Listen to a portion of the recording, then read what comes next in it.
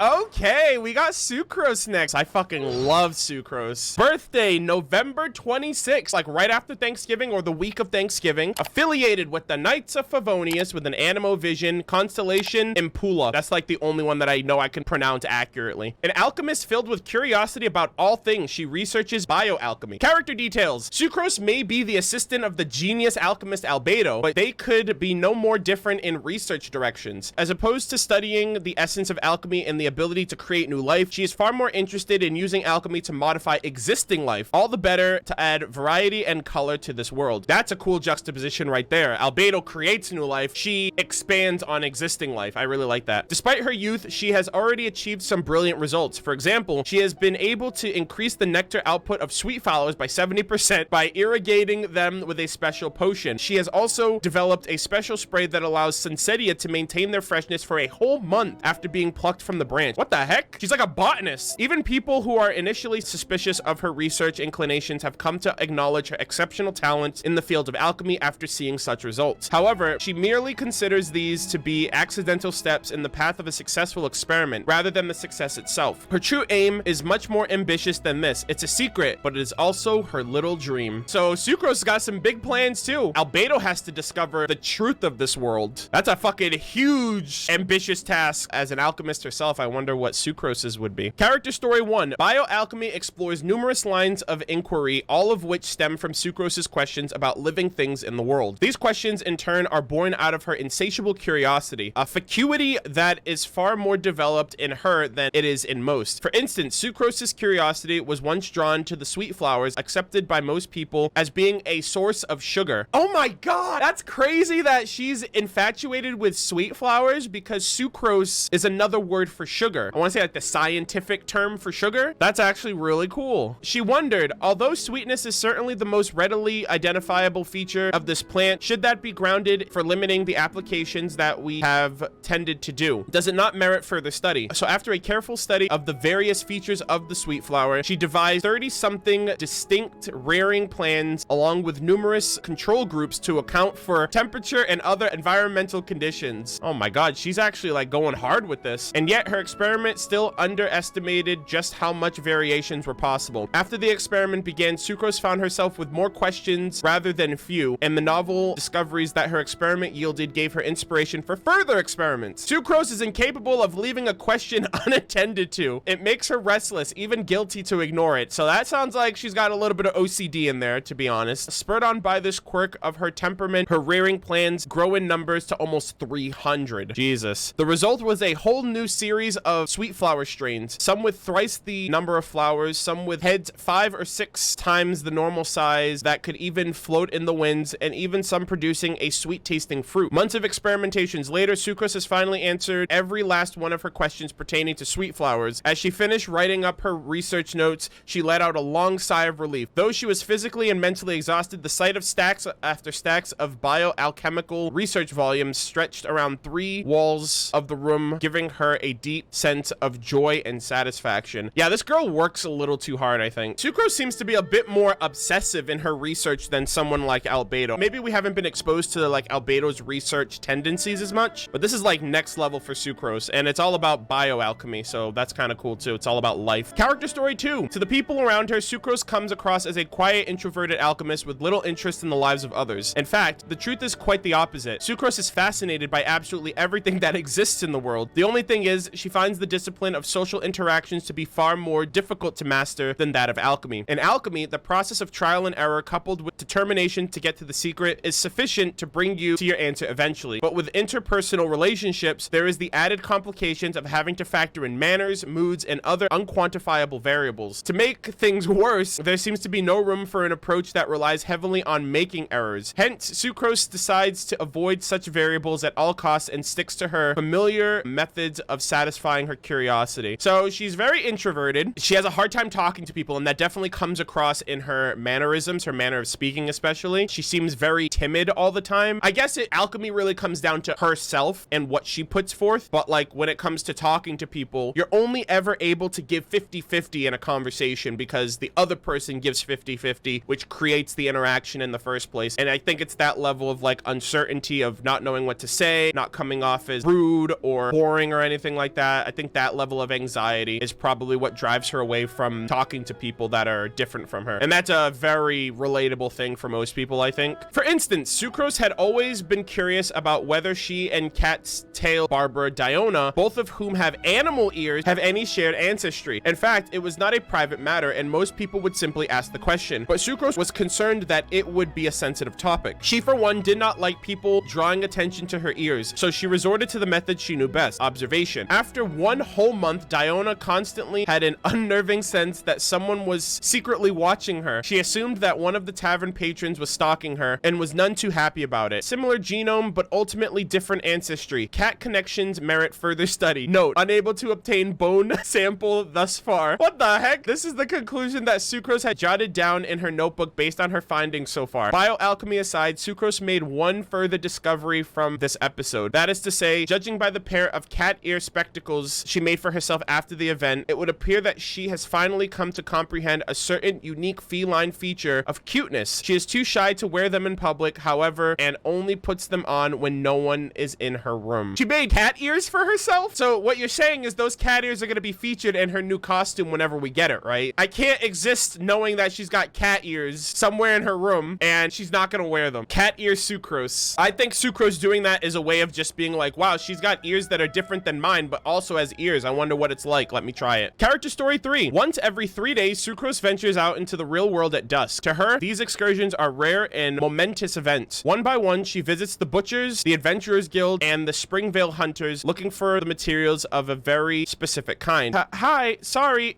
I'd like, the freshest, best quality bones you've got. Yes, the ones with the blood and meat still on.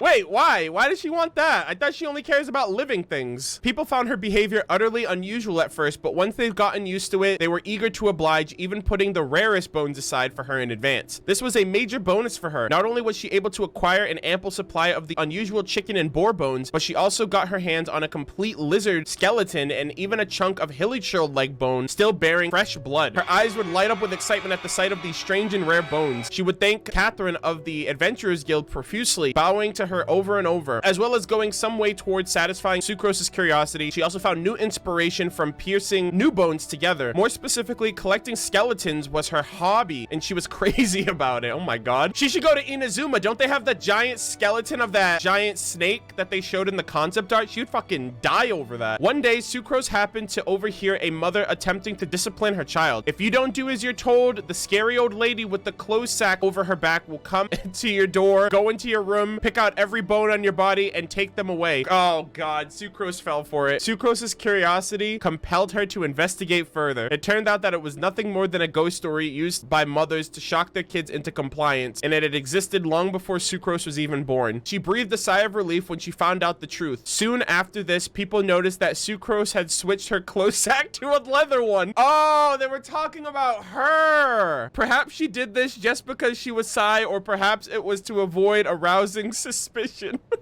Oh, that's so funny. She believed that story until she looked into it. Obviously, it seemed very far-fetched, but for someone like her, she has to see the truth for herself, which is kind of cool. Character story 4. As an assistant, Sucrose does everything she can to support Albedo, and even though his alchemical inquiries tend more towards the abstruse, she finds herself learning a lot every time. After an experiment lasting 5 straight days and nights came to the end, Albedo noticed that Sucrose was on the brink of collapsing from exhaustion and organized a mandatory 7-day vacation for her. Sucrose began her holiday determined to take a proper rest and regain her energy, but from the moment that she woke on day 1, she struggled to adjust to the vacation lifestyle. First things first, let's get some breakfast. Fried eggs, sausage, and a cup of coffee. That sounds so good. Nothing new to report there. All of these were food and beverages she had previously researched after all. Next, she thought, how about a little rest and relaxation in the sun with a good book? Again, nothing new to report. Plenty of research shows that this one is the most effective means of relaxation. There wasn't a book she hadn't already read, and there wasn't a query that hadn't already highlighted, looked into, and later annotated for clarification. So then she did some household work. Laundry, dusting, tidying. Check. Once again, nothing to report. There was nothing to dispute about the fact that a clean and tidy environment is conducive to mental well-being. Half a day in, and Sucrose had not had the occasion to ask why or how even once. She was bored, restless, and angsty, and could not calm herself down. She was desperate to throw herself into a research problem. It didn't matter what it was. was. She would have happily researched the potted plants in the terrace, even if nothing came of it. Anything just to pass the time. But whenever she looked, the lamp grass to her left, the sweet flower in front of her, and the Cecilia on her right, all she found were things that she had previously researched in exhaustive detail. Finally, she gave up and forced herself to go to sleep. The next day, she reported to the laboratory first thing in the morning. All day long, you had nothing to research and nothing to question. That's not rest, it's torture. She's got to stay busy, she's got to stay motivated, she's got to stay discovering. She's a very driven individual, so that's pretty cool. Character story 5. Sucrose's childhood was no different from anyone else's in Mondstadt. She had loving parents, she had her best friends, life was simple and beautiful. Her most enduring childhood memory was a story she once heard about a wonderful paradise. Somewhere in the far-flung corners of Teyvat, there is an undiscovered domain with pretty pink flowers the height of 100 people, teeny tiny floating fairies flying all over the place, and beautiful unicorns, the pinnacle of perfection. Sucrose and her two best friends believed if only they could reach this magical place, they would surely live happily ever after. That sounds actually really cool, and similar to the Dandelion Sea, I hope a place like this does exist. But time went by, and one of her friends left on a long journey with their parents, never to return. The other suffered a domestic tragedy. Her father fell ill and passed away. Her whole personality changed, and she broke off her friendship with Sucrose. The promise that they once made to reunite some days in the future no longer meant anything. Sucrose felt lonelier than she had ever felt before in her whole life. She hadn't even set her eyes on paradise yet, and already her friends were gone. Even if they were destined to never meet again, Sucrose was desperate to honor their past friendship in some way. That was when she discovered the existence of alchemy from a book that she was reading. Oh, is this her secret that it mentioned in her detail? Sucrose realized, though she had never had the chance to find the entrance of that wondrous place, she now had the opportunity to be the creator of her own paradise. Thus began her study of bioalchemy, and she poured all of her curiosity and passion into it. Still, she had never once mentioned the story of paradise and her bygone friendships to anyone else. Perhaps one day, when that place she first learned of in a children's storybook finally becomes a reality in the real world, her friends will return. Wow, she had best friends too. She's no stranger to like befriending people and making friends, but I guess maybe that happened during her childhood, and now that she's kind of like older, I feel like that's probably like a big deterrent for why she doesn't interact with people. Mistflower, Project 3, version 17, enlargement trial. Sucrose had a set of strict requirements when it comes to the selection of species for her personal paradise. So she is gonna make the personal paradise. So that is her goal. That's actually kind of cool. I hope the actual one exists, but the fact that she's making her own is great. And I guess that's why she wants to replicate the story. She's gonna find horses and turn them into unicorns. She's gonna find like little Sealy and turn them into fairies. And she's gonna find apparently Mistflower and try to turn them into those flowers of the paradise. After experimentation, specimens that are up to standard she tags with pass. After all, she wanted to give exotic sounding names to each of her plants. Oh my god. Just like in the stories, but whenever she came to try and name something, she found herself completely at a loss for ideas. After spending so long as a scientist, she insisted on a flawless logic that comes with relative trivial matters such as naming. Her earliest batch of names included the following: grass flower, a flower that grows on glass; flower grass, a grass that grows beneath flowers; multi-grass flower, a flower that grows in dense grass, and so on and so forth. Yeah, she's not good at naming things. If she ever has kids, God forbid how she's gonna name her children. Sucrose child number 1. Even such unparadisical names as these would take Sucrose forever to come up with, far longer than the duration of the experiments themselves. In the end, she gave up on naming altogether and simply used the specimen identifier for her research notes instead. Yes, this meant the names ended up being much longer. But anyways, Sucrose is the creator of this paradise, so why shouldn't she get to name things the way she wanted? Can't argue with that logic. She is the god of this paradise, and she gets to name it however she wants. All right, vision. It was on an afternoon just like any other that Sucrose received her vision. Ready to begin her 159th dandelion seed simmering experiment, she poured her carefully crafted experimental solution into the cauldron. Instantly, the cauldron hit boiling point, and the entire room was filled with steam. Sucrose rushed to the cauldron, anxious to see what new transformation had occurred this time. In her excitement, she even burned both of her hands at the lip of the cauldron. Much to her disappointment, however, the dandelion seeds had once again burned to a crisp. But there was something new there too. Lying there amidst the black dandelion seeds was a vision. And yet, rather than pouring out the liquids and taking the vision, she first thought for a moment and then lit the fire up again to continue simmering the contents of the cauldron. She was curious to know what further reactions would occur between dandelion seed and vision. I guess that's why it's an animal vision now. Sadly, the experiment ended in failure after 3 hours of constant simmering. Still, there was no denying that she had reaped a great reward for her experiments. for the elemental energy provided for her vision would become her single greatest asset for her future bioalchemical endeavors. She basically crafted her own vision with the dandelion seeds. That's really cool. She is such a driven character. I love her. I'm Sucrose,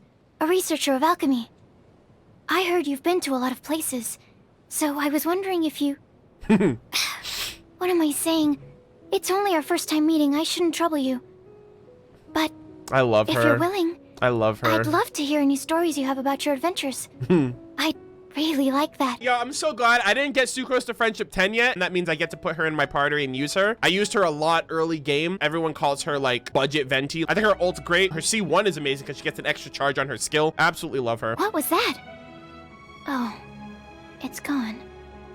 Can I go take a look? I just need a moment to quickly take down some notes. I haven't been out in a while. The windmills are spinning faster than usual today. Hey, do you think if an animal put a propeller on its back and started running, do you think the propeller would make it run faster? Or even fly? I think like a similar scenario to that is like if you put fire stickers on your bike or whatever, the flames make it go faster. Snow this big only falls a few times a year. If I miss it, I'll have to wait until next year to run my experiments. Ooh. So please, give me some space. Oh no! Social distancing! Yes, I know. I should wear more layers. So I guess she does that whenever she goes to Dragonspine. The sun is already out? Oh, okay. Just one last experiment, and then we can get some rest. Last one, I promise. All right. Humidity levels are increasing. Think we can run some tests? Good morning. Did you sleep well? According to research, not getting a good night's sleep can have detrimental effects on your cognition and stamina. Oh, yes. What? I know a bad sleep schedule when I see one. Through the night? Yeah, I know.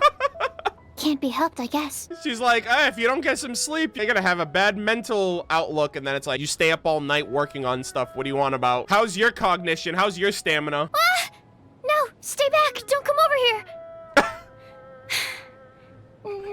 No, it's nothing personal.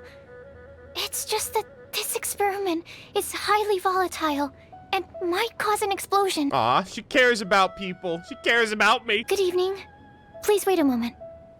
Experiment 905 has actually produced 2 light excretions, which, for clarity's sake, should be labeled number 1033 and number 1035 respectively. Right. Now, what did you need me for? God, I love her. She's such a workaholic. I mean, that's a good thing and a bad thing, but that's who she is. No need to wait up for me. Please, get some sleep. Something bothering you? Oh, don't worry about me. I'm right at the end of my experiment. I promise I won't stay up late again. You better get some sleep or I'm gonna be angry. Bioalchemy, when compared with creation, places more emphasis on transformation. Finding those little secrets that living creatures have and scaling them up, combining them, the results are always such a surprise. Life really is fascinating. Just how much do we really know? Apparently we don't know enough. She's almost like augmenting life. That could have its own levels of limitations. I really don't know how to act around new people. Fear of strangers. Everyone's personality is different, as are the things they care about. If I slip up and say the wrong thing, I'll offend someone, or sound impolite.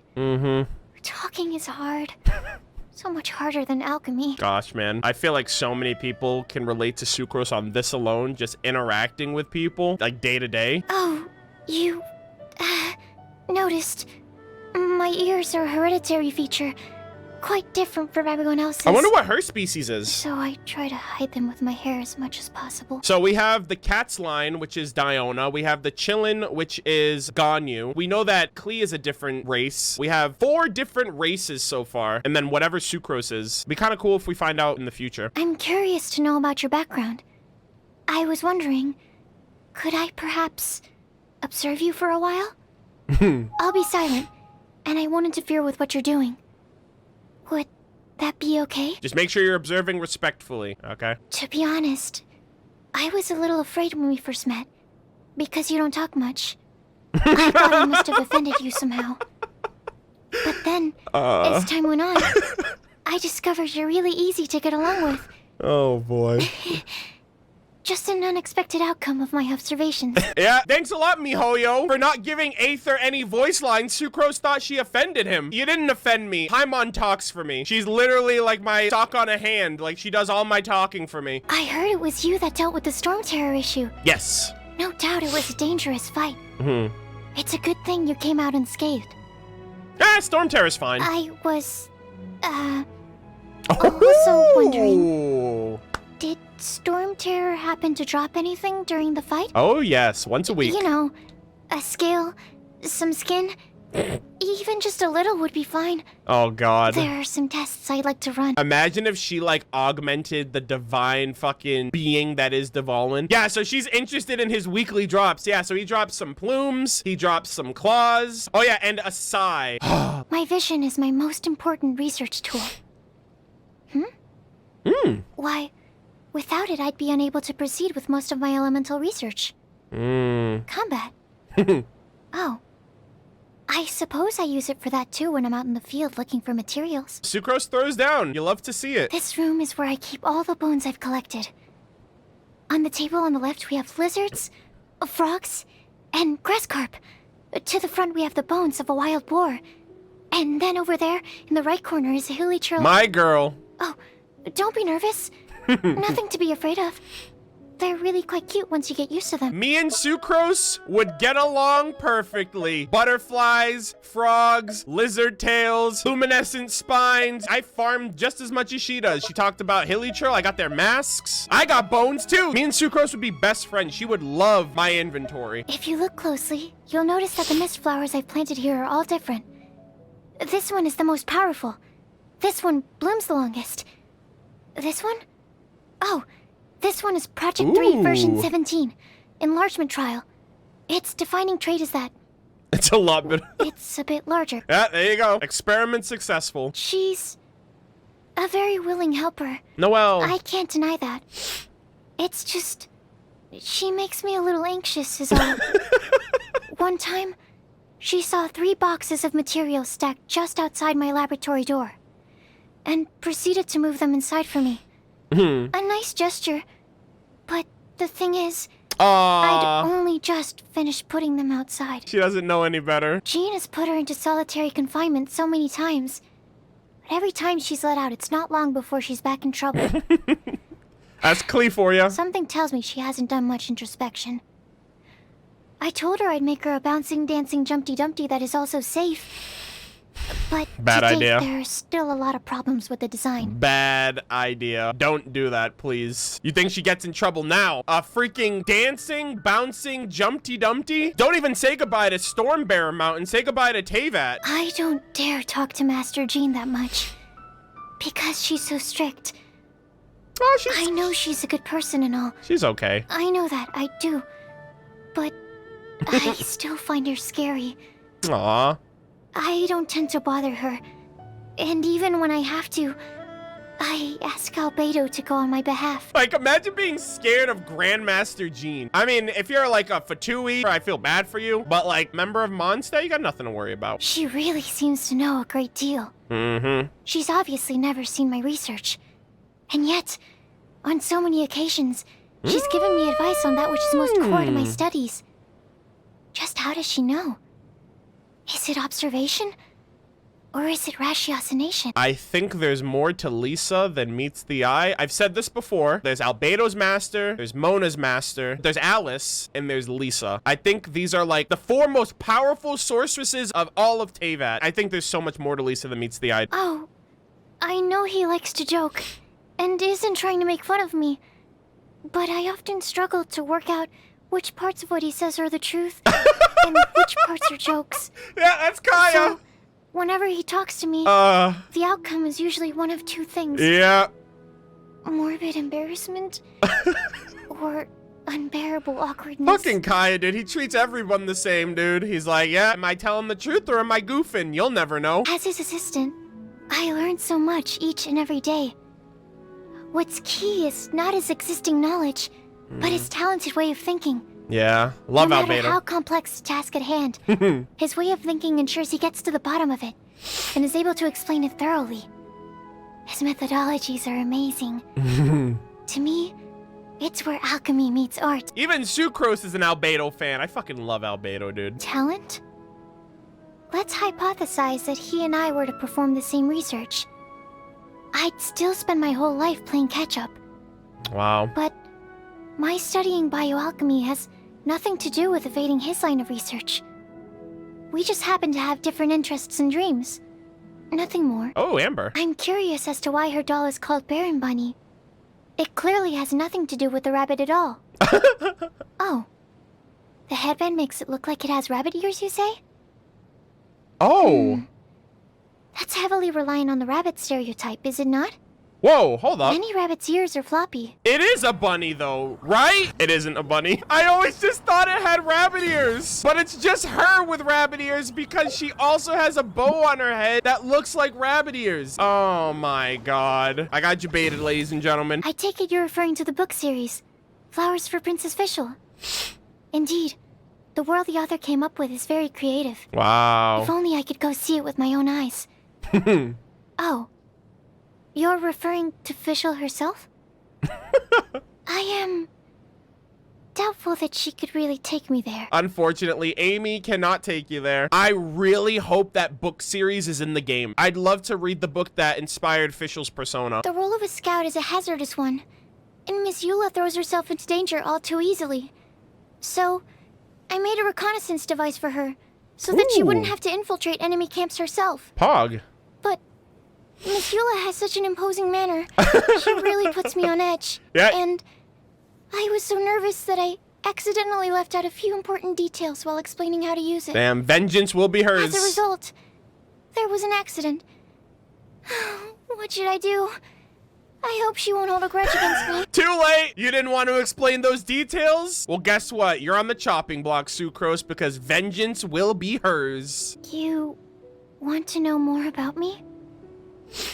You must have an interest in bioalchemy, then.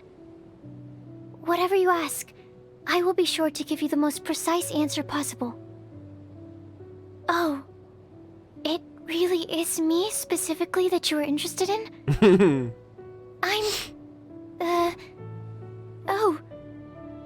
I'm at a loss for words. Breathe, Sucrose. The essence of research is the process of finding the answer. Sometimes working through that process can be tedious. But every time I see the cumulative result of my efforts, I know that I'm doing what I love. Good shit. When I was little, I had two good friends. Yeah. We kept nothing from each other. I thought I knew everything about them, but then stuff happened, and we grew distant. As for where they are now, Aw. what they're doing, whether or not they remember me, I have no idea. Even though we were best friends, things still turned out this way. I know that feeling. I've had so many best friends growing up. Elementary school, middle school, high school, adult life. It sucks. Let me tell you a little secret. Something I've never told anyone. The purpose behind my research is to create my own wonderland. Yeah, I called that. Yes. Just like the ones in fairy tales. The kind where all your dreams come true and you live happily ever after. Aww. It's childish, isn't it? But I still believe in fairy tales. You live in a world with gods and shit. I'd believe in fairy tales too. Every fairy tale has a bit of truth to it. Ruby has taught me that. If you're busy, please don't let me stand in the way of progress. You're not busy? Really? It's fine. I get that you have stuff to do. I'm already quite used to working alone. You're truly not busy? In that case, I don't suppose you could help me with a few things. Aw. Or, you know, we could sit and chat about Stuff. That's just like the best way to just chill with people. Just vibing. I like things that look orderly. See? All of my research notes are compiled in notebooks of the exact same thickness. All my potions are lined up according to effect and hue. What? What is this purple potion doing here?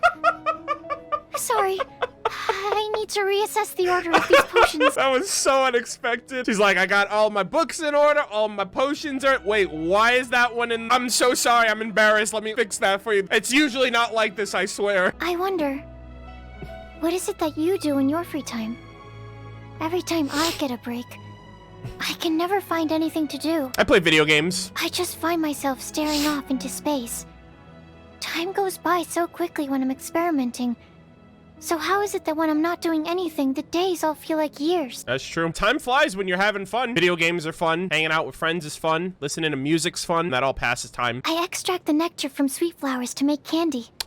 What? When I get stuck in a rut, I just pop one in my mouth and my focus returns. That's cool. Retaining optimal blood sugar levels during research is essential. What the heck? She just has insta candy? That's freaking badass. Once I came to understand more about bioalchemy, I stopped eating mushrooms. You're no doubt aware? Mushrooms grow on that which has died.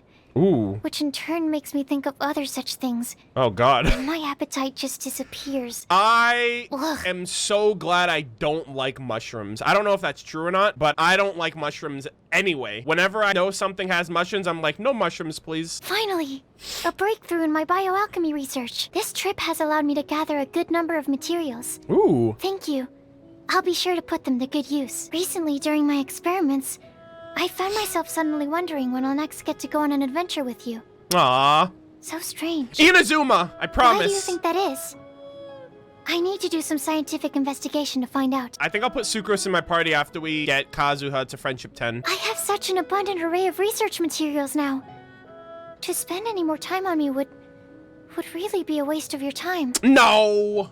At least,